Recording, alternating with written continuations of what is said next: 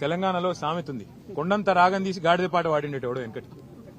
కేసీఆర్ గారు 24% రిజర్వేషన్ ఇస్తే అది చాలదు, కేసీఆరే అన్యాయం చేసిండో అని ఇష్టం వచ్చినట్టు మాట్లాడి 42% ఇస్తామని బీసీల ఓట్లు కొల్లగొట్టి ఇవాళ రేవంత్ రెడ్డి గారు చేస్తున్న పని ఏంది? నేను సర్పంచ్ ఎలక్షన్లు అని చెప్పి సడన్ గా 6:30కు నోటిఫికేషన్ ఇచ్చింది.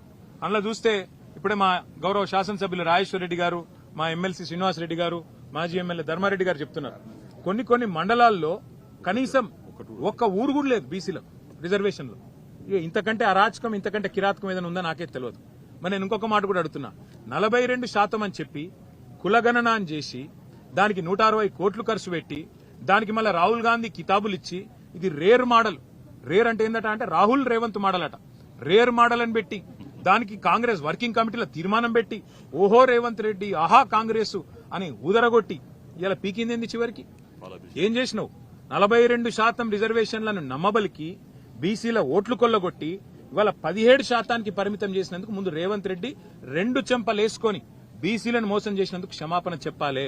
సర్పంచ్ ఎన్నికల్లో ఇవాళ ఏ అరాచకమైతే చేస్తా ఉన్నారో, కొన్ని మండలాల్లోనే బీసీలకు స్థానం లేకుండా, రిజర్వేషన్ లేకుండా చేసి, కొన్ని జిల్లాల్లో కూడా లేకుండా చేసి దుర్మార్గం ఏదైతే ఈ ప్రభుత్వం చేస్తున్నదో దీనికి రాహుల్ గాంధీ క్షమాపణ చెప్పాలి. ఎందుకంటే బీహార్ ఎన్నికల్లో రాహుల్ గాంధీ అబద్దం చెప్పిండు, తెలంగాణలో మేము చేసేసినాం 42% ఇచ్చేసినాం అని బీహార్ ఎన్నికల్లో చెప్తాడు, ఢిల్లీలో చెప్తాడు. అందుకే తెలంగాణ గల్లీల్లో ఉండే మా బలహీన వర్గాల సోదరులకు నా ప్రార్థన, దయచేసి కాంగ్రెస్ పార్టీ మిమ్మల్ని ఏదైతే నమ్మించి గొంతు కోసిందో బుద్ధి చెప్పండి. ఇవాళ పార్టీ రహితంగా జరిగే ఎన్నికల్లో సిగ్గులేదు ముఖ్యమంత్రికి, మంత్రులకు. పార్టీ రహితంగా జరిగే ఎన్నికల్లో పార్టీ పరంగా రిజర్వేషన్లు ఇస్తారట.